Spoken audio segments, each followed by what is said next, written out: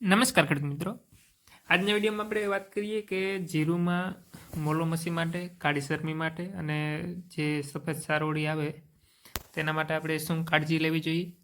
અત્યારે લગભગ આપણે 70થી 80 દિવસની આજુબાજુ અથવા તો 65થી 80 દિવસની આજુબાજુ ઘણા ખેડૂત મિત્રોને જીરું થયા છે. 80 દિવસ થયા એવા ખેડૂત મિત્રો ઓછા છે, પણ એવરેજ 70 દિવસની આજુબાજુ જીરું થયા છે. તો અત્યારે જીરુના પાકમાં આપણે શું કાળજી રાખવી જોઈએ. જે ખેડૂત મિત્રોને એકદમ જીરુમાં કોણ આપશે એવા ખેડૂત મિત્રો ખાસ જે કાળી શરમી આવે તે કાળી શરમી માટે ફંગીસાઇડના છંટકાવ કરવા જોઈએ. તો આપણે આગળ વિડીયોમાં જોઈએ કે કઈ કઈ દવાના છંટકાવ કરવા જોઈએ અને શું કાળજી લેવી જોઈએ. જે ખેડૂત મિત્રો ચેનલમાં નવા હોય તે ખેડૂત મિત્રો ચેનલને સબસ્ક્રાઈબ કરજો આવા નવા વિડીયો જોવા માટે, અને જો વિડીયો સારો લાગે તો વિડીયોને લાઈક કરજો. સૌપ્રથમ આપણે વાત કરીએ કે કાળી શરમીની. કાળી શરમી માટે આપણે કયા કયા ફૂગનાશકનો છંટકાવ કરવો જોઈએ. સૌપ્રથમ આપણે નોર્મલ ફૂગનાશકની વાત કરીએ, જે આપણે ભાવમાં પણ સસ્તા હોય અને તેનું રિઝલ્ટ પણ સારું આવે. આપણે તેમાંનો એક આપણે ટેકનિકલ બોલીએ અત્યારે ટ્રાયસાઇક્લાઝોલ 75% પ્લસ મેન્કોજેબ 75% આવે. આ લગભગ ખેડૂત મિત્રો આ ટેકનિકલ જાણતા જ હશે અને આ ટેકનિકલની દવાનો છંટકાવ કરે જ છે. આના બંને પાવડર સ્વરૂપમાં દવા આવે અને આ દવાના ખૂબ સારા રિઝલ્ટ મળે. જો કોઈ ખેડૂત મિત્રોને દવા છાંટવી હોય તો આ દવાનો છંટકાવ કરી શકે. ઘણા બધા ખેડૂત મિત્રો આ દવાનો ઉપયોગ કરતા જ હોય. કોઈ પણ સારી કંપનીની દવા લઈ અને છંટકાવ કરી શકાય. ત્યાર પછી ટ્રાયસાઇક્લાઝોલ પ્લસ એક્ઝાકોનાઝોલ આવે. એક જ પ્રોડક્ટમાં બંને ટેકનિકલ આવે છે, ટ્રાયસાઇક્લાઝોલ પ્લસ એક્ઝાકોનાઝોલ. આ પ્રોડક્ટ પણ સારી આવે. આનાથી પણ કાળી શરમી સામે આપણે નિયંત્રણ કરી શકાય. ત્યાર પછી ટેબુકોનાઝોલ પ્લસ સલ્ફર. આ ફૂગનાશકનો ઉપયોગ કરવાથી દાણાની ક્વોલિટી એક થોડીક સારી બને અને જે આપણે જીરુમાં સફેદ સારોળી જોવા મળતી હોય, ગયા વર્ષે આપણે જીરુના પાકમાં સફેદ સારોળીનો ખૂબ મોટા પાયે ઉપદ્રવ જોવા મળેલો હતો. તેના માટે પણ આ પ્રોડક્ટ સારી છે સફેદ સારોળી માટે, તો આ પ્રોડક્ટનો છંટકાવ કરી શકાય. ત્યાર પછી એઝોક્સ્ટ્રોબિન પ્લસ ટેબુકોનાઝોલ. આ પ્રોડક્ટ પણ ઘણા બધા ફંગસમાં કંટ્રોલ કરે છે. ખાસ કરીને આપણે જે સફેદ સારોળી આવે તેમાં એઝોસ્ટ્રોબિન પ્લસ ટેબુકોનાઝોલ એટલે સફેદ સારોળી માટે આ પ્રોડક્ટ ખૂબ સારી છે. ત્યાર પછી આપણે વાત કરીએ ગેલેલિયોની, જે આપણે અગાઉ પણ એક ગેલેલિયો માટે વિડીયો મૂકેલો છે. તેમાં આપણે 3 પ્રકારના ગેલેલિયો આવે તેની વાત કરેલી છે. એમાં આપણે ગેલેલિયો વે, ગેલેલિયો સેન્ચા અને ખાલી ગેલેલિયો, આ રીતના 3 પ્રોડક્ટ આવે ગેલેલિયોમાં. કોટેવા કંપનીની પ્રોડક્ટ છે, ખૂબ સારી પ્રોડક્ટ છે. ગેલેલિયો વે અને ગેલેલિયો સેન્ચામાં બેમાં અલગ અલગ ટેકનિકલ આવે. ત્રણેયમાં એક તો પાઇક્રોસ્ટ્રોબિન આવે, ત્રણેયમાં એક સેમ ટેકનિકલ આવે. ગેલેલિયો વેમાં આપણે પાઇક્રોસ્ટ્રોબિન અને પ્રોપિકોનાઝોલ આવે. ઝોલ ગ્રુપનો આવે એટલે વ્હાઇટ ફંગસને પણ કંટ્રોલ કરશે અને કાળી શરમીને પણ કંટ્રોલ કરશે. ત્યાર પછી ગેલેલિયો સેન્ચામાં પાઇક્રોસ્ટ્રોબિન પ્લસ ટ્રાયસાઇક્લાઝોલ આવે. તે પણ કાળી શરમી અને ઝોલ ગ્રુપ છે એટલે વ્હાઇટ ફંગસ સફેદ સારોળી તેને કંટ્રોલ કરશે. ખૂબ સારી દવા છે. ત્યાર પછી પાઇક્રોસ્ટ્રોબિન, ખાલી ગેલેલિયોમાં પાઇક્રોસ્ટ્રોબિન 22.52% આવે. આ દવા ખૂબ ફેમસ છે. ઘણા ખેડૂત મિત્રો આ દવાનો ઉપયોગ કરે જ છે.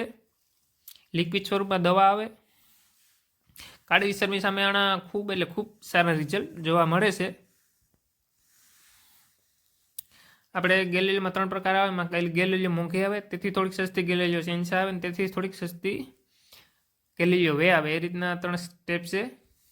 ત્યાર પછી વાત કરીએ આપણે ટાટા કંપનીના એર્ગોનની. એર્ગોનમાં આપણે કેસોક્સમી મિથાઇલ 44.3% એસી ફોર્મમાં દવા આવે.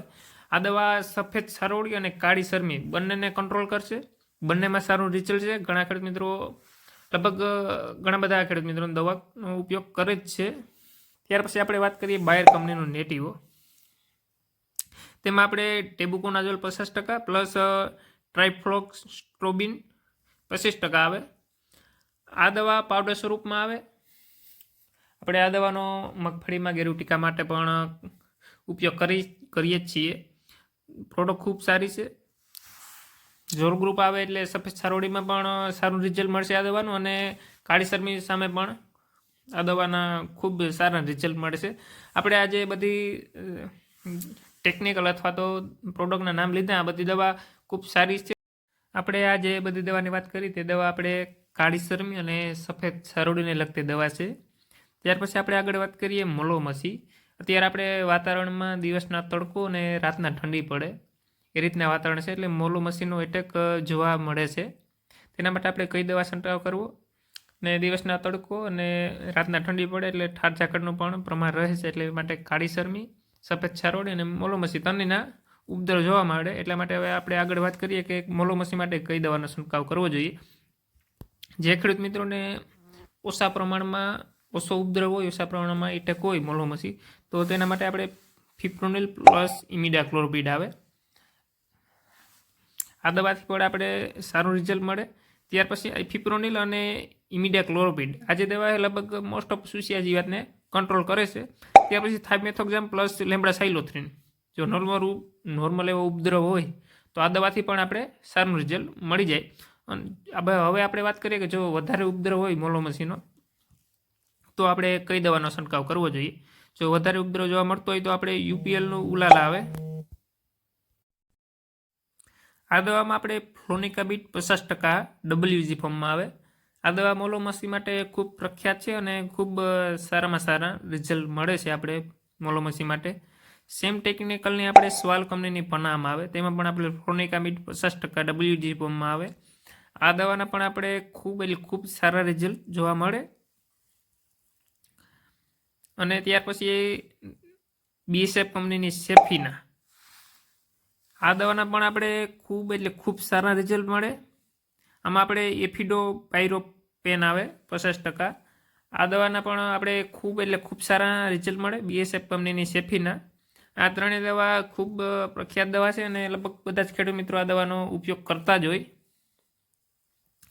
છતાં પણ આ દવાથી પણ જો મોલોમસીનો એટેક ઉપદ્રવ હોય અને તેનું નિયંત્રણ ના થતું હોય તો ફ્લોનિકામિડ 50% જે આપણે યુપીએલ કંપનીનું ઉલાલાનું આવે તે પ્લસ થાઇમેથોક્ઝામ પ્લસ એમાં લેમ્બ્ડાસાઇલોથ્રિન આવે, આ બંનેનું કોમ્બિનેશન આવે. આ બંને દવા ભેગી કરી મિક્સ કરી અને છંટકાવ કરવામાં આવે તો તેનાથી 100% નિયંત્રણ કરી શકાય આપણે મોલોમસીનું.